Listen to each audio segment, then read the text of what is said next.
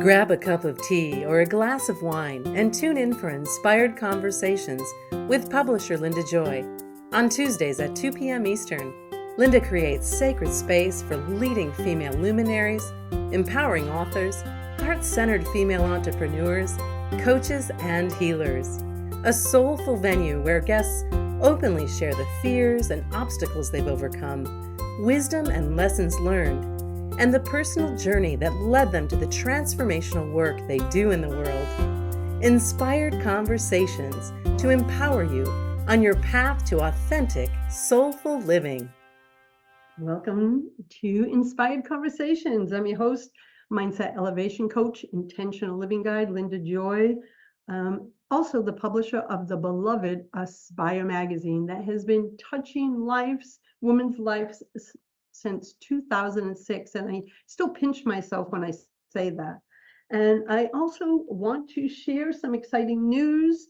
If you are craving a soul nurturing community of women really interested in personal and spiritual development, and you're yearning to learn a variety of transformational topics in a safe, high vibe community, then I want to invite you to join me on the virtual campus of Inspired Living University.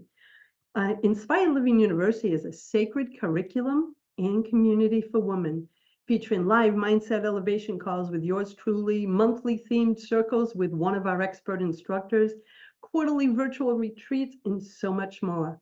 And on top of that, there are over 30 high-value digital courses waiting for you as part of your curriculum from leading experts in their fields of personal and spiritual development.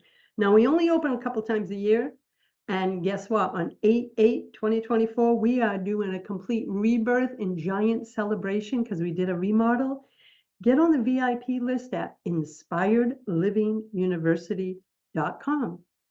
I got to tell you something. I've been following this guest that I have here with me today for a long time. One, I love her sass, I love her style, and more importantly, her messages always spoke to me. I'm as you all know, a creative visionary, and many people say, how are you running 5 media brands and taking so much time off? Well, I had to find my way of getting things done and staying out of overwhelm. And following Sam for a long time, her first book that I discovered with her was called Get It Done, Start Right Where You Are. And I'm like, I love this woman. So I'm excited. Oh, I am so excited for this conversation. And I know, Sam, my listeners will be too. So Sam Bennett is joining me today. She's the author, as I shared, of Get It Done, Start Right Where You Are. And most recently, the book called The 15-Minute Method, The Surprisingly Simple Art of Getting It Done. She's a writer, speaker, actor, and creativity productivity specialist, and the founder of TheRealSamBennett.com, which is a company committed to helping overwhelmed creatives and frustrated overachievers get unstuck. She's also a popular course creator on LinkedIn, learning with over, are you listening to this, guys? With over 1 million class participants worldwide. Welcome, Sam. Thank you so much. Hi, everybody. I'm so glad you're here. I got to tell you, I think what really speaks to me the most is when you teach, it's so simple, like to implement, like you make everything doable. Thank you. Yes, that's I love to hear that. That's exactly my aim. I have to say one of my favorite sounds in the whole world is when people say, "Oh." I love that sound. It's the sound to me of like, "Oh, that's easy," or "Oh, I could do that," or "Oh, Yeah. that's kind of interesting." Like, I just love that little, it's the opposite of which I think how a lot of us feel a lot of the time. So what I would love to do, and we're going to talk a lot about the 15 minutes method, but I'd love to know what led you to this work, because this is your specialty. So I've noticed a theme over 8 years of having this show that sometimes our mess becomes our message. So tell us, was this something you struggled with, and this is why you created these systems and processes? So tell us a little bit about you and what led you to this work. Yeah, thank you. So I started out as an actor. I was one of those kids who put on plays in the front room and in the backyard, and I went to theater camp and I did all the plays at school, and um, later went to school for theater, and then eventually got a job at the Second City Theater in Chicago, which was a very big deal, and and then moved to Los Angeles. And I had one of those acting careers in LA, and then in Chicago, and then in Los Angeles, that went well enough that you didn't want to give up on it. I mean, I had an agent, I was on TV, things were happening, but it wasn't really enough to support a person. And so I always had a lot of different jobs and gigs and projects and shows and, a million different things going on all the time. Busy is perhaps my favorite narcotic, maybe my second favorite narcotic.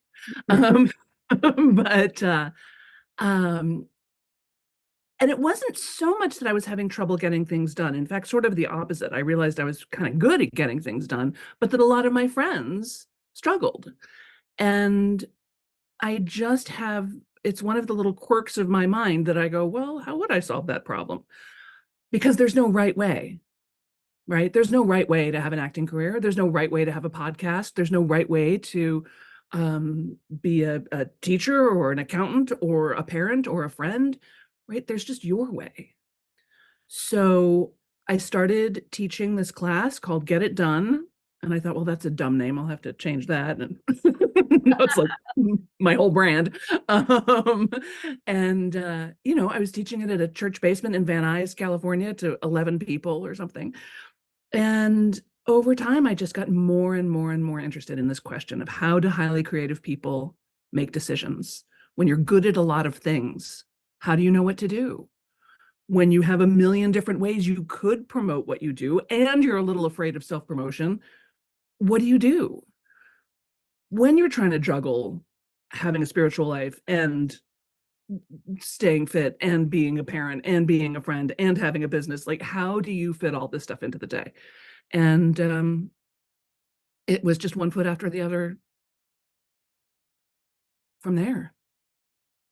I love that. So it was almost like you wanted to be of service because you saw your friends struggling and others struggling. So what's the difference between the Get It Done book and the 15-minute method book? Like it kind of all shows the same audience, right? They're definitely related. So Get It Done is the book that I wrote because I was reading a lot of organization books and time management books and how to get your shit together books. And I learned a lot and appreciated a lot from those books. But, highly creative people don't care who's moved their cheese, right? Exactly. It's not really our thing. And then I was reading all these creativity books, but they were very much in the vein of like, unleash your inner creative. And I'm like, no, plenty unleashed. Thank you very much. Maybe leashing would be helpful. I don't know.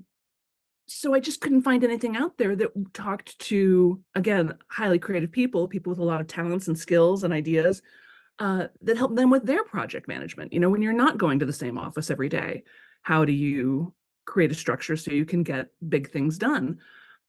And especially big things that no one else really knows or cares about, right? There's no quarterly review on how your novel is going. Yeah. There's nobody checking in to see how your, gluten-free commitment is going. There's nobody checking in to say, how's your spiritual development going? So that's stuff that we know is really important and we care a lot about, but there's not a structure. There's not a societal construct. There's not a lot of help, frankly. And a lot of the help that's out there is kind of dumb. Well, it doesn't work. It It depends doesn't on how work. you're wired. Yeah. And Yeah. that speaking, I can really relate because I can remember I'm 62 now, but like in my late 20s, I had my first business 32 years ago. I remember buying every productivity book. I'm like, what am I doing wrong? And I'd read them and I'd be like, I felt I would try to implement and I would feel like a failure every single time I bought one of those Mm. books. Because I thought, why is it working for everybody else and not me? But I'm wired, it sounds similar to you. and that creative visionary, right? Hmm. So I felt like a failure reading all those darn books that Yes, it didn't work. So I can really relate to what you said, like, they're dumb in the regard to they don't work for everyone. that's right. Yeah, and some of the processes and systems are great, but we have to find what works for us and not judge ourselves. Have you noticed self-judgment's a big thing? Oh, huge, huge.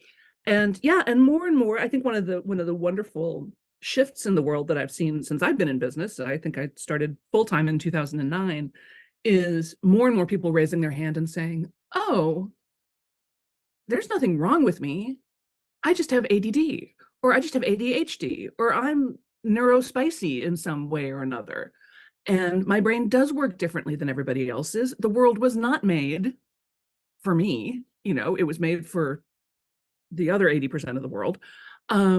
So yeah, I get to design my own systems and build my own little house in the woods, to do my work, so I can do my work in the way that works for me. And I love that. I love seeing that. So Get It Done is sort of project management for people with a lot of ideas. Uh, and the 15-minute method, the new book, is really just taking one of the ideas from Get It Done and exploring it more deeply, which is this idea of spending 15 minutes a day, every single day, on something that matters to you. Mm. I don't care if it matters to anyone else. I don't care if it matters to everyone else.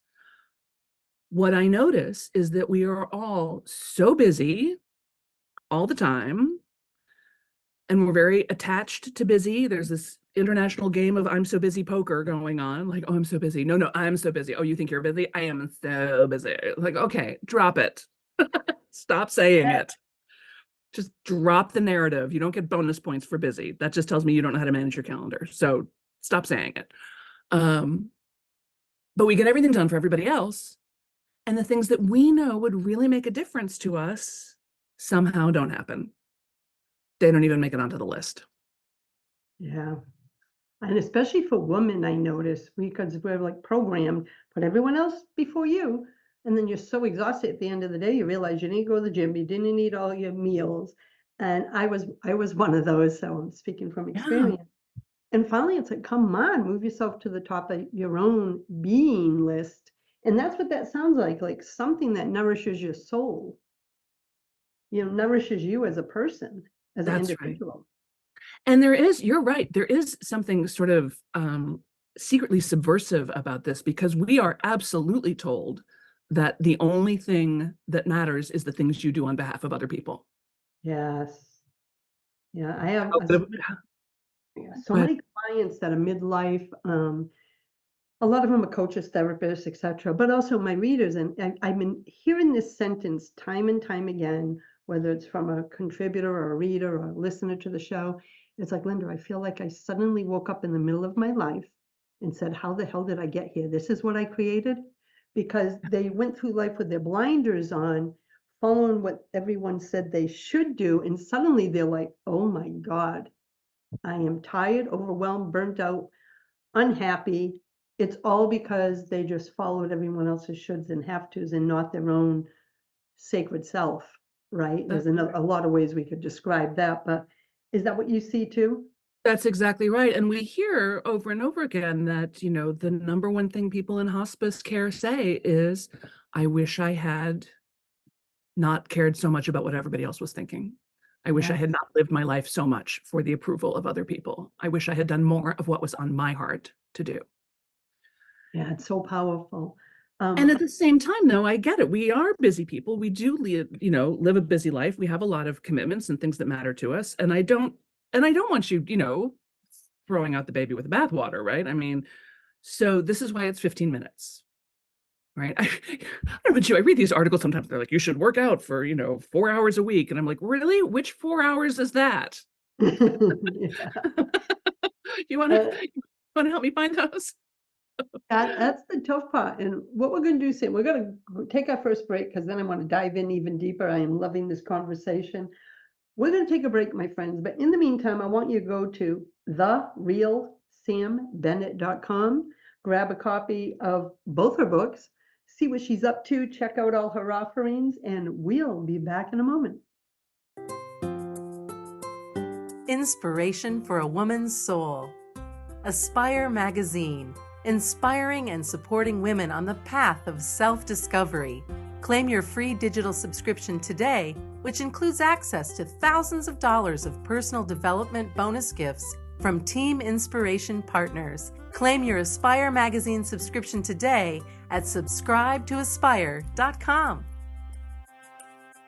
Welcome back. You're listening to Inspired Conversation. And guess who's with me today? The one and only Sam Bennett, author of the just released The 15-Minute Method, the surprisingly simple act of getting it done. And this whole conversation is about helping overwhelmed creatives and frustrated overachievers. I know some of you are nodding your head, get unstuck. So one of the things that I notice that for myself, but I also see with my clients, is overwhelm, which I lived in it for so long, was always tied to perfectionism for many women, not all. Mm-hmm. What have you seen? Because I know the book talks about perfectionism too. Do you see a correlation between the overwhelm and the perfectionism? Absolutely. Absolutely. This, I know the frustration, believe me, I know, because it's yeah, no, it's so insidious, this perfectionism, right? And I have to say, if it worked, I would be so in favor of it. You know, if you could Yeah. actually sit and think and ponder and fret and wring your hands and, you know, obsess over every little detail and then actually have things turn out perfect, I would be like, yay, what a great system. But it doesn't work. You don't end up with a more perfect result just because you obsess over it. In fact, for most of you overthinkers and overachievers, your version of your first draft is better than most people's, life work. So get off it a little bit and quit. One of the express tickets to overwhelm, because overwhelm is not an outside problem, exactly. Thank you. right? It's an inside problem. And you do it to yourself when you have an idea for something, and then all of a sudden you think, well, but it's got to be exactly right. And well, I don't know what tile to use. And how do I call that person? And what should I do about this? And it's like, quiet. Quit flipping yourself out. Take 15 minutes, write down a list of simple 15-minute tasks, spend 15 minutes a day on one of them, do it again tomorrow, do it again the next day, do it again the next day. See what happens, see how it unfolds. Let the spirit of the project guide you a little bit. Stay alert for the sparkly breadcrumbs. You may get a couple of weeks in and go, wow, I don't really care about this. Like, this isn't really doing it for me. Great. Switch projects, do something else. This feeling of like, well, once I choose it, I'm committed forever. You better finish everything on your plate, young lady. It's like, no, Exactly. this is your life and your joy. And we know that when we spend, again, even just 15 minutes writing or in prayer and meditation or stretching or playing guitar or dancing or sitting in the garden with the sun on our face or connecting with old friends or whatever it is, cleaning off this pile of paper on my desk, like whatever it is, you're going to feel so much better at the end of the 15 minutes. And then again, you're going to do it again tomorrow and the next day and the next day and the next day. And that cumulative effect and that daily progress and that keeping your promise to yourself. Yes. Because this is the other thing I see with, again, especially women who, I mean, maybe men do it too. I shouldn't gender generalize, but this endless self-blame and self-criticism. It's like, babe, just try something fun.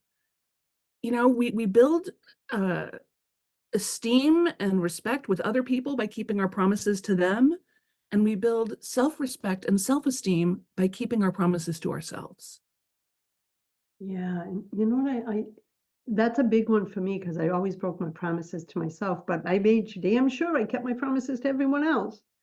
And then one day, probably, I don't know, 20 years ago, I realized how backwards that was. And I tell Hmm. my clients, your soul is always listening. Yeah. And, I just believe in divine principles. So I'm like, if you're always breaking the promise to yourself, then it's like undervaluing the whole essence of who you are. And what I love about your 15 minutes a day is, and I'm curious if you found this, is if we can commit to that 15 minutes, quite often all our blocks fall to the wayside because we've made the commitment to the 15 minutes. Have you discovered that the 15 minutes just organically, naturally turns to 20, 30 or maybe not every day, but some days because they've made the commitment to themselves, which opens up an energy. So have you noticed that? Absolutely. Absolutely. Often you'll sit down for 15 minutes and get up 3 hours later. And that's beautiful, right? We love being Yeah. in a flow state, right? We love it when it's just rolling out and it's easy and we're in it and it just feels great. But I also want to say, don't wait for that, No, exactly. right? Because this is what I hear is like, well, yeah, I want to write a book, but I need, 3 months in Provence. Or yeah, I want to clean out the garage, but I need 2 weekends in a row. Like, yeah, okay. I want the Provence and the 2 weekends too, but guess what? It's not happening. It's not happening. Not today. So what do you have today? You've got 15 minutes. So go Yeah. sit in that garage and maybe look at it for 15 minutes. Or maybe open one box and just see what's in there. Just these be okay with baby steps because we know baby steps often lead to quantum leaps. Well, they definitely do. And I think too is our ego doesn't get in the way when we say, in most cases, when we say, I'm going to commit to 15 minutes. But that same project, if we said, I have to find 3 hours to do something, we automatically don't even start Right. because our mind is like, you don't have 3 hours, you're going to do grocery shopping, clean the house, etc. But 15 minutes, what I love about this, it's like, I can do 15 minutes. So that little negative Nelly voice kind of quiets down. And Yeah. that's when I notice for me is because I gave myself permission to be present with whatever I'm doing, that I get into the flow easier than if I said, I got to put 3 hours aside. It would never happen. Or it So does happen, but then you somehow magically spend the 3 hours, you know, doing something else entirely, scrolling oh, that's TikTok. funny. Isn't it funny? It's like we can spend the same 3 hours doing the things that won't give us joy in life. That's right. And then feel bad about it. So now not only are we not relaxing, but we're also not feeling good about relaxing, not relaxing. It's a terrible Yeah. trap. And let's But you're talk about exactly that. right. Because so many people feel, and I did, and I know many women do, that they go, oh, it's selfish to take time for myself when I got A, B, C, D, E, F to do. What do you have to say about that, Sam? Because I follow you on social media, so I know you got some things to say. Yeah, this is a big fat lie, right? I hear it all the time. Oh, that would be selfish. I couldn't take that time for myself. My kids need me. My work needs me. No, they don't. No, they don't. Not for 15 minutes, they don't. Right? So, and here's what's actually selfish. What's actually selfish is you walking around exhausted, self-murdering, tired, with no sense of humor, and the rest of us have to deal with you like that. Exactly. That is selfish. You spend 15 minutes a day on something that matters to you, and there's a light in your eyes. You're a better listener, you're less reactive. Like, we love this version of you. And you know how it is, like when you do something for yourself, it's like, I was joking around about working out. I actually love working out. And when I would Lucky get to you. the yeah, and when I could, and when I would get to the gym really early, and then you spend all day feeling like, that's right, I'm awesome. I went to the gym. How are you? Like you this Mhm. hair toss. Like we love that version of you. So to give yourself the gift of 15 minutes is giving the rest of us the gift of a full, lit up, empowered you. That's a powerful message right there because we women have been programmed that, again, we're at the end of the list. But you just said something. When we are exhausted, reactive, and not at our highest best for our family, that's not being of service. That's not being the highest level of love. And I remember experiencing that. I was always reactive because I was so exhausted. Yeah. So I love that. Do this as a gift to your loved ones. And what do you want to teach your children? What do you want to teach the people you live with? That, mommy is available 100% of the time for everything you need? Right. No, that's not the lesson we want to teach our children. We want to teach our children women have lives. Women have interior lives. Women have desires. Women spend time on things that matter to them. Women do not sacrifice every minute of every day for other people. Yeah. It's such a powerful message because um, I just see so many people in overwhelm. And one of the things I tell my clients who are all spiritual entrepreneurs, and I go, darling, all you're going to hear from me is overwhelm's a choice. That's We exactly all right. have the same 24 hours in a day. And that's coming from someone, not from judgment, because I lived it. I was making those choices. And now I have intentional life, intentional business, intentional home. But Yes, I had to prioritize me, right? From the inside out. Kind of everything you're saying really is just resonates with me. But I tell them what you choose to put in your calendar is all completely your choice. that's right. And That's that was a big lesson for me to learn. We're going to take our next break, Sam. When we come back, I want to talk about in the book you say busy is a narcotic, and I can't wait for your take on this because I believe the same thing as someone that was stuck in that addiction. So we're going to be back in a moment, my friends. I'm with Sam Bennett, the author of the brand new The 15-Minute Method, The Surprisingly Simple Art of Getting It Done. Grab a copy at therealsambennett.com and be sure to check out everything else she has over there. We'll be right back. Are you struggling to grow your mission-driven business in a way that feeds your soul and fulfills your purpose? When you discover your unique human design and divine blueprint, you'll feel empowered in your business, aligned with your inner wisdom, and open to the flow of abundance and success. Nancy O'Keefe is a certified human design specialist and intuitive business coach, successfully coaching entrepreneurs for over 25 years. She is passionate about helping you understand your divine design and your personal formula for success.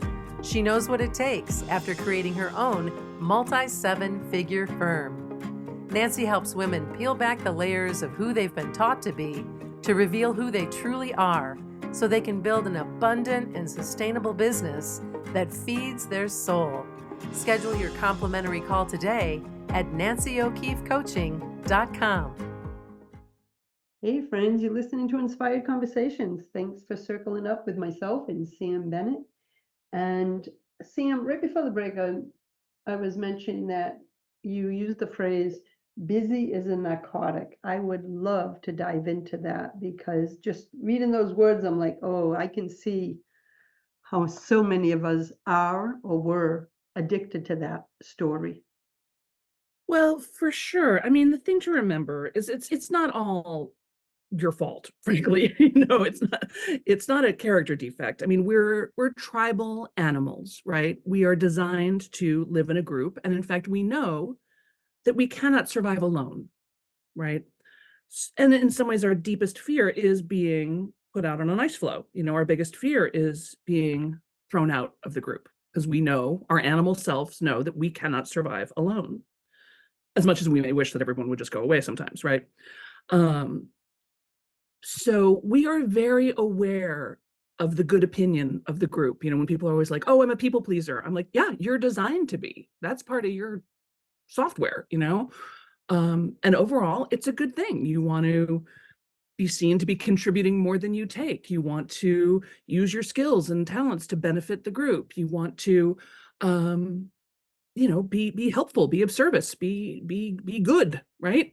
Um, and feel like the reciprocity, which we all feel so strongly, is in our favor. Like, okay, I've done good things, so therefore, when I need help or when I get old or when I have an illness, everybody's going to take care of me. Then, right? This is how the world goes. So it's a very natural thing to want to be seen, to be busy, to want to be seen, to be contributive, to want to be seen, to be doing things, that are good for ourselves and our family and the group as a whole. However, there is a point at which, well, there was a point for me when I was so overbooked all the time. And part of what was happening was this feeling of, if I am busy enough, then the only feeling I will have to have is tired. Mm. Busy That kept me, resonates. That resonates. busy kept me out of kept me dog paddling through my depression and anxiety. It kept me dog paddling past the fact that my marriage wasn't working that great. It kept me dog paddling past early childhood trauma. Like, there was all kinds of things that I was like, too busy to think about it. Thank you. Bye. And, like all strategies, it worked a little bit, but eventually it stopped working entirely. Yeah, that resonates.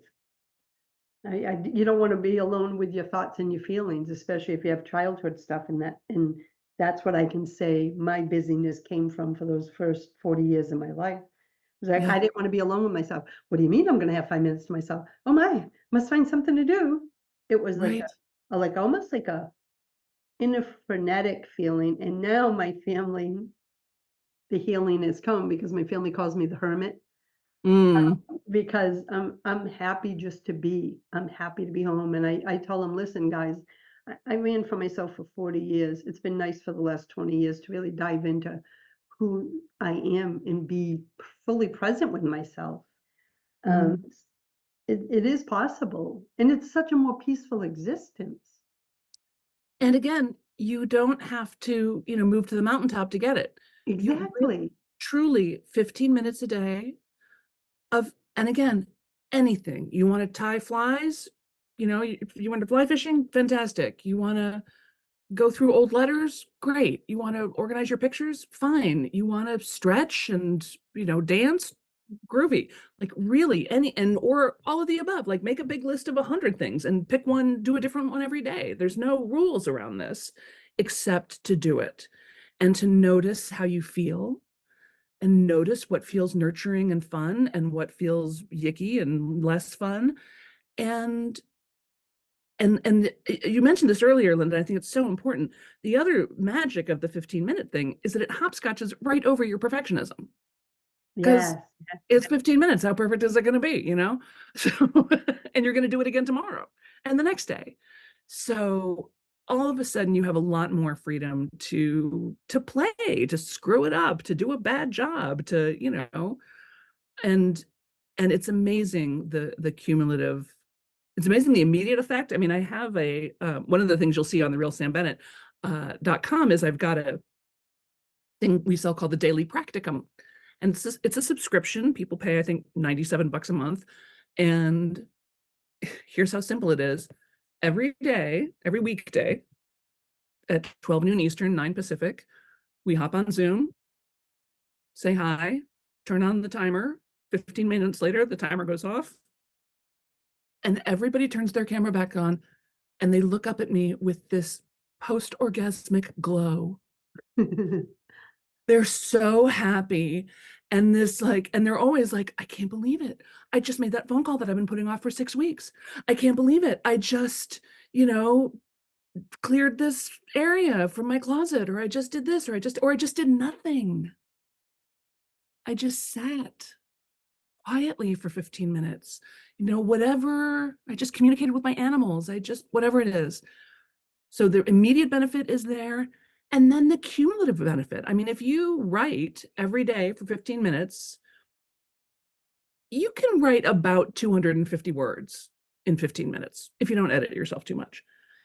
You do that every day. In about 400 days, you've got 50,000 words. That's a book. Oh yeah, baby. And I love this because it's just breaking down everything, our dreams, into doable steps. I do have a question. Do you have, or do you recommend, like, it's the same time every day, or it's as long as you get your 15 minutes in, but what's your recommendation? Yeah, my first recommendation is always do what works for you, right? You're the authority on your life. Mhm. If I was going to make a recommendation, I would say do it in the morning, just because the day gets away from you. It gets away from me, and my motivation declines as Oh the yeah, day goes, mine too. right?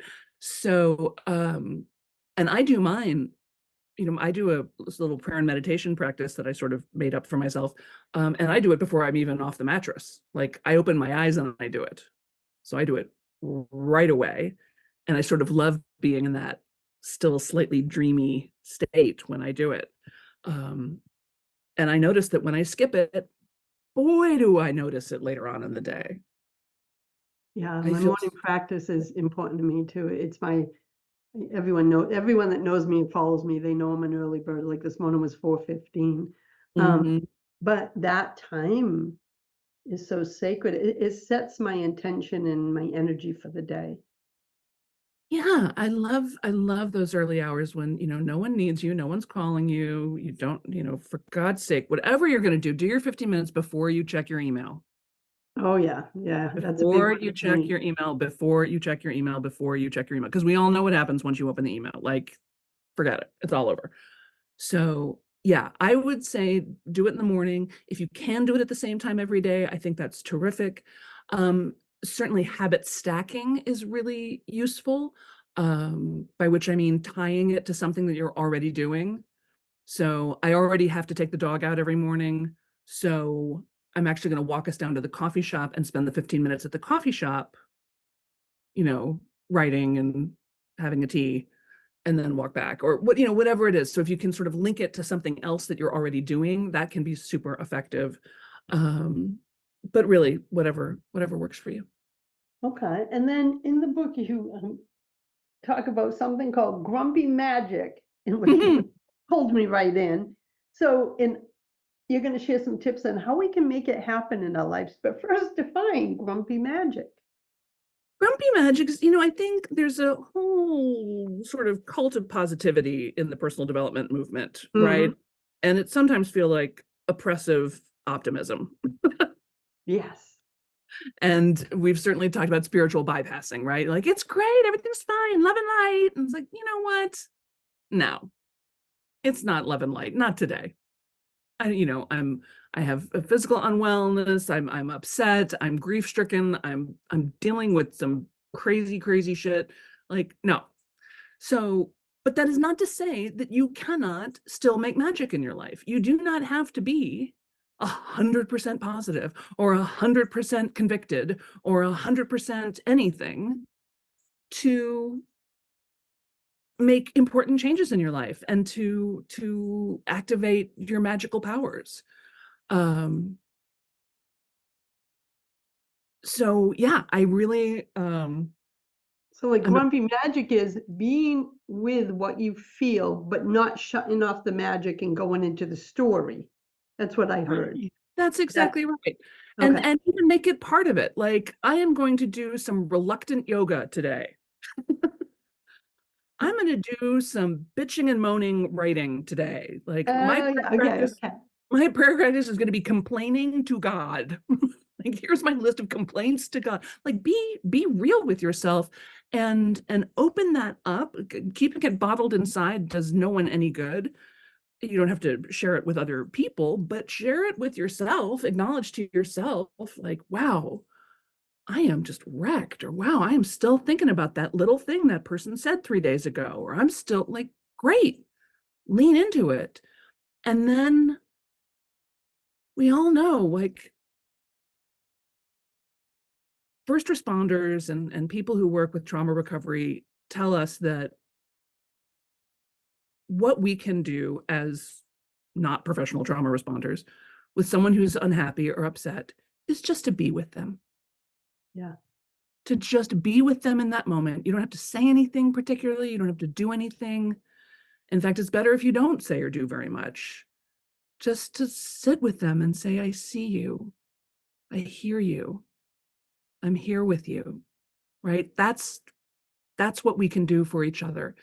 And it is what we can do for ourselves. So when you let yourself have the tantrum you feel like having, when you let yourself stop being so good and brave all the time, there's a little bit of relaxation. And then your better angels, your higher self can witness that and say, yeah, babe, I get it. You're tired. Me too. Let's sit here for a sec. Yeah, it's a I will powerful. also say that some of the funniest things I've ever written have come out of those moments when I'm just completely exasperated with myself. I follow you as I shared, and I am always drawn to your style of writing and your honesty, your vulnerability, your authenticity. So I'm so thrilled that you're here with me today. We're going to take our next break, and we come back. I want to talk a little bit more about something you call the alchemy of effort. Mm. I love these phrases, and alchemy is one of my favorite words. So we're going to be back in a moment, and I want to invite everyone, visit Sam Bennett at therealsambennett.com. Check out her new book, The 15-Minute Method, as well as all the other magical offerings she has on her website. We'll be right back. Are you feeling called to clear your physical, mental, emotional, and spiritual blockages?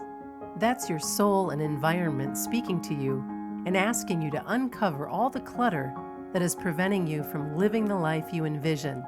Felicia Messina DeHady, soul coaching master practitioner and trainer and teacher of advanced interior alignment and medicine wheel feng shui, supports her international clientele by creating inner and outer transformation in their environments and their lives by combining elements from her extensive training, experience, and intuition.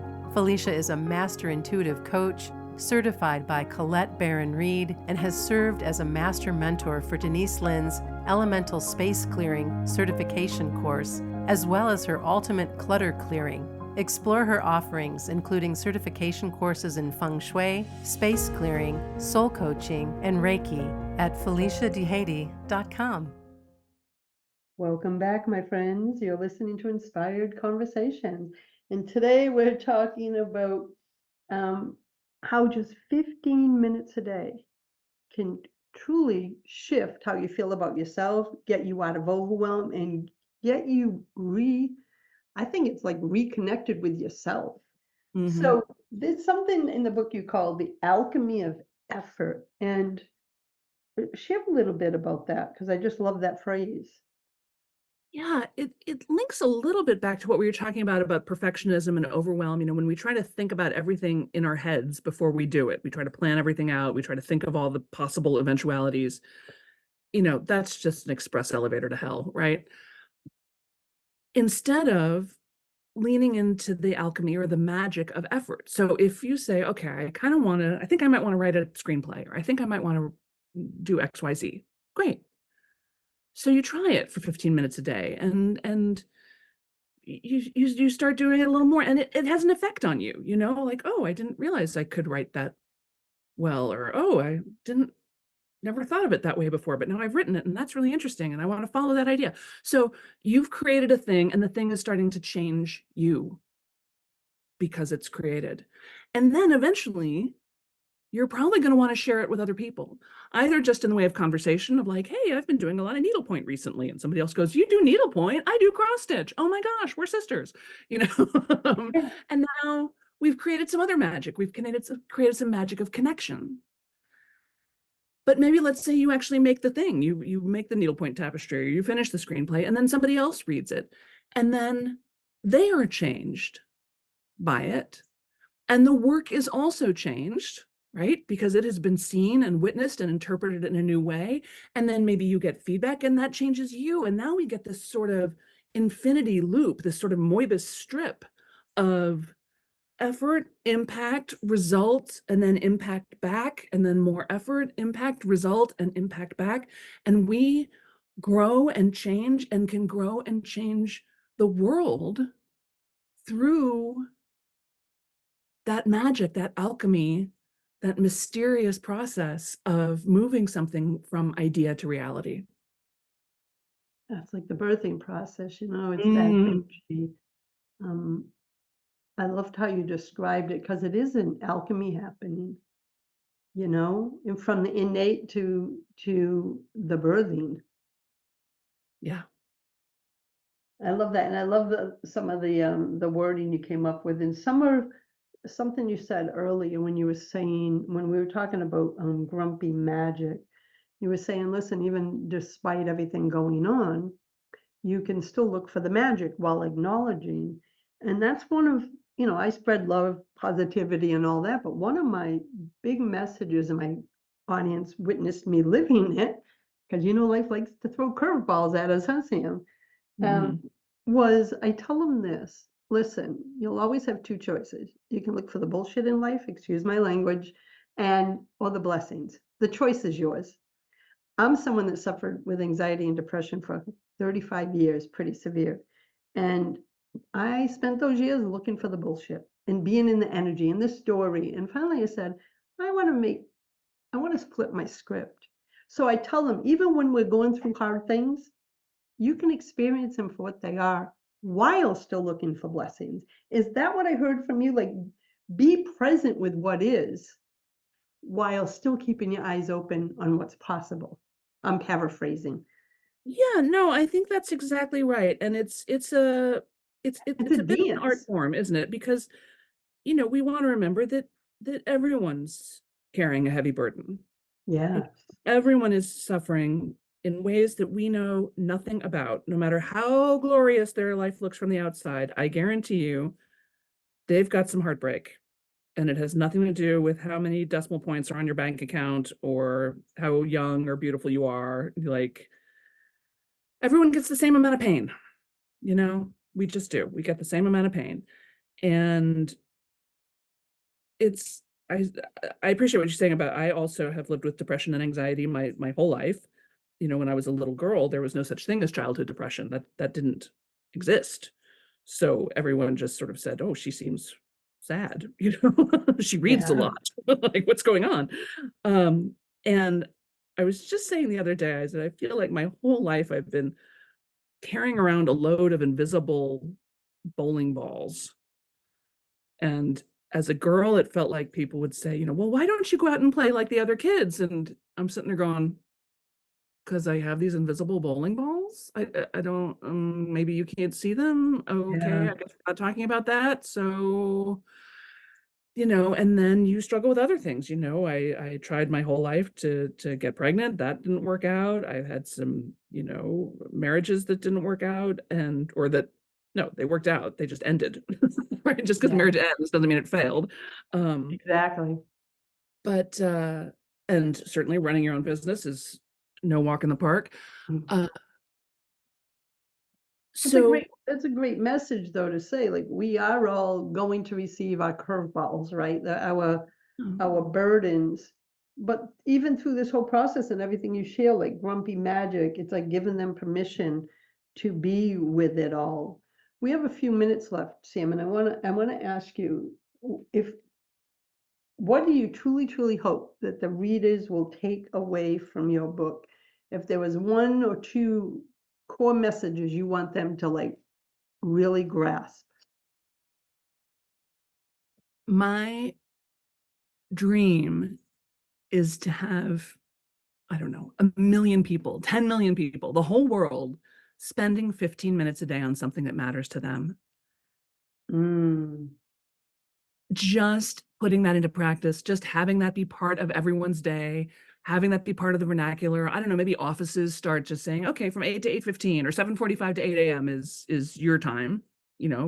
Don't use it to catch up on your to-do list. Don't answer emails. Spend 15 minutes on something that matters to you. And then whether or not it has to do with work. And then 8 o'clock, we all go to work. Fine.